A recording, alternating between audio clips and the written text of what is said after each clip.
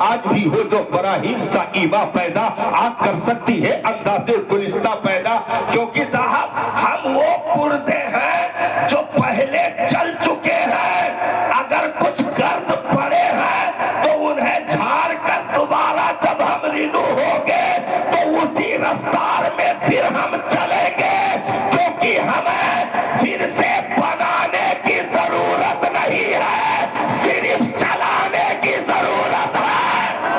نعرہ تکبیر، نعرہ رسالت، نعرہ رسالت، مفتی کمال الدین صاحب قبلہ، مفتی کمال الدین صاحب قبلہ، فیضان بابا نادر شاہ، فیضان بابا نادر شاہ، نعرہ تکبیر، نعرہ رسالت۔ بھائی کھیت میں کچھ دانے مرجھا جائیں، کھیت میں کچھ دانے مرجھا جائیں، اس کا مطلب یہ نہیں ہے کہ زمین ختم ہو گئی،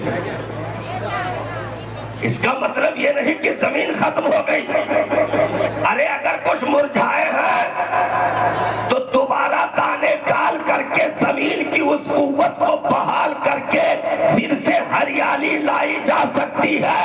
اگر چند گجیری بھگیری ہو کر کے نالیوں کے کنارے پڑے ہو کر اپنی آبرو کا سودا کر لیے تو ایسے مائنس لوگوں سے ہمارا رشتہ کبھی نہیں تھا۔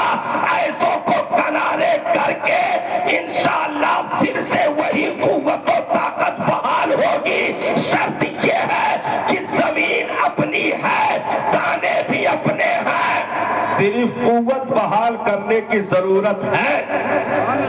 اور یہ چیز اور یاد رکھیں، ہم تقریر شروع کر رہے ہیں انشاءاللہ، یہ کچھ بنیادی چیزیں آپ لے لیجئے۔ ہاں ہم تقریر شروع کر رہے ہیں، ایک اور چیز لے لیجئے۔ ابھی نعت شریف ہو رہی تھی، بہت خوبصورت پڑھی جا رہی تھی، اس کے بعد کچھ لوگ نکلتے نظر آئے تو ہم نے کہا سحری ٹائم ہو گیا ہوگا، گھڑی دیکھا تو ایسا کچھ نہیں تھا، تو ہم نے کہا ہو سکتا ہے تہجد پڑھنے گئے ہو، لیکن ہم نے کہا اس کے لیے تو سونا ضروری ہے۔ لیکن بہرحال آپ نعت بھی سنیے، بہت اچھی چیز ہے، وہ ایسے ہے جیسے پانی بھی پیجئے، بہت اچھی چیز ہے، لیکن کھانا نہیں کھاؤ گے تو لڑھک جاؤ گے۔ ہاں پانی پیجئے بہت ضروری ہے، لیکن کھانا نہیں کھاؤ گے تو لڑھک جاؤ گے۔ ذوق ذائقہ اپنا سب بیدار کرو، بہت اچھی چیز ہے، لیکن نصیحتیں نہیں لوگے تو لڑھک جاؤ گے۔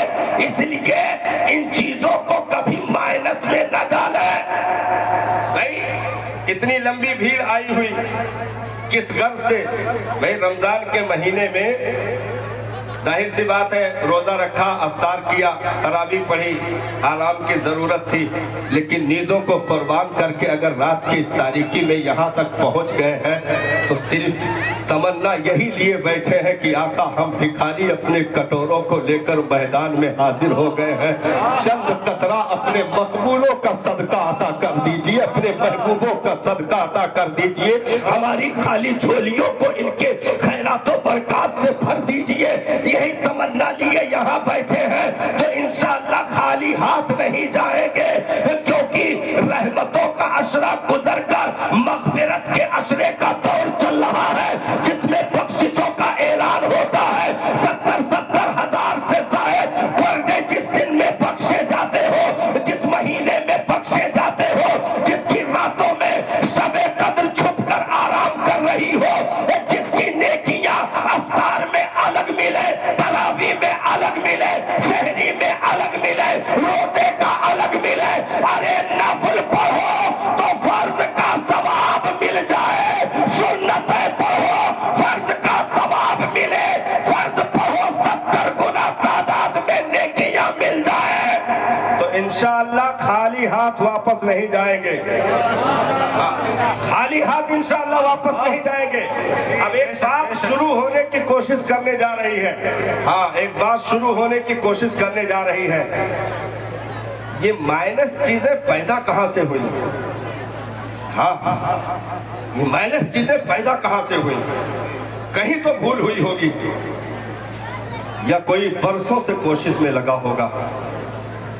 تو ایک چیز اور یاد رکھیں، کوششیں آج سے نہیں، دور نبوی سے جاری ہے.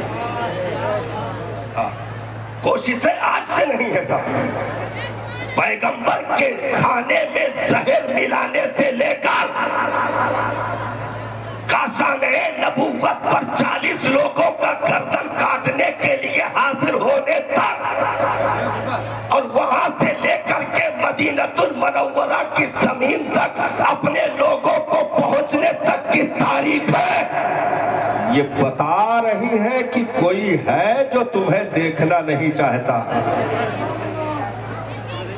کوئی ہے جو تمہیں دیکھنا نہیں چاہتا اور اپنی سازشوں کا جال پھیلانا چاہتا ہے.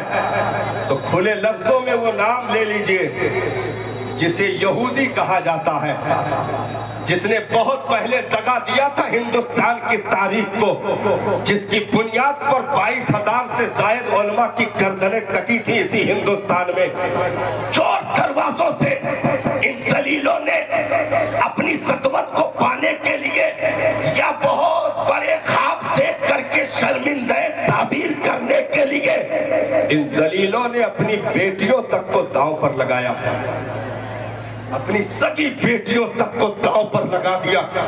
ان ذلیلوں نے سلطنت حاصل کرنے کے لیے سب کچھ داؤں پر لگا کر کے، کیونکہ خود ننگے، ان کے خاندان ننگے، ان کی نسلیں ننگی، ان کی ذریت ننگی، ان کے فکر ننگے، ان کے نظریات ننگے، ان کی سوچ ننگی، ان کی سمجھ ننگی، اور آج بھی سمندروں کے کنارے پڑے ہو کر ننگے پن کا ثبوت دے رہے ہیں. تو ان ذلیلوں نے کل بھی فکر پیغمبر سے ذرہ برابر بھی سمجھوتا نہیں کیا تھا، اور آج بھی اس نبی کے ماننے والوں سے سمجھوتا کرنے کے لیے تیار بھی نہیں ہے. اب وہ بنیادی چیز لے لیجئے، تقریر کچھ پل میں شروع ہونے والی ہے انشاءاللہ. ہاں، وہ بنیادی چیز اور لے لیجئے. یہ فکر کیوں رہی؟ فکر اس لیے رہی کیونکہ نبی اپنے مشن میں اگر کامیاب ہو گئے تو ان کا جتنا بھی ہے جال وہ سب برباد ہو جائے گا. زمین دوز کارروائیاں کرنے کے لیے ان ذلیلوں نے نہ جانے کیسی کیسی حرکتیں کی. مسجد نبوی میں نیت باندھنے سے لے کر کے مسجد زرار بنانے تک کے فتنوں کے جال انہوں نے تیار کیے کہ کسی بھی اعتبار سے پیغمبر کے قدم کو کمزور کیا جائے، لیکن جسے رب رکھے اسے دنیا کی کوئی طاقت نظر نہیں لگا سکتی ہے. مصطفیٰ جان رحمت کو ان 40 ذلیلوں کے کھڑے ہونے کے باوجود انہی کے درمیان سے رب نے نکال کر بتا دیا تیری اسکیمیں کام نہیں کر سکتی ہیں، اور کارے سور میں مکڑی کے جالے اور کبوتری کے انڈوں تک کی حفاظتی دستہ یعنی ادنا چیزوں سے بچا کر کے بتا دیا کہ محلوں میں رکھنے کی ضرورت نہیں ہے. میں چاہ لوں گا تو یہ مکڑی کے جالوں سے بھی بچ جائیں گے. سبحان اللہ، سبحان اللہ. نعرہ تکبیر، نعرہ رسالت، علماء اہل سنت، کمال الدین صاحب قبلہ.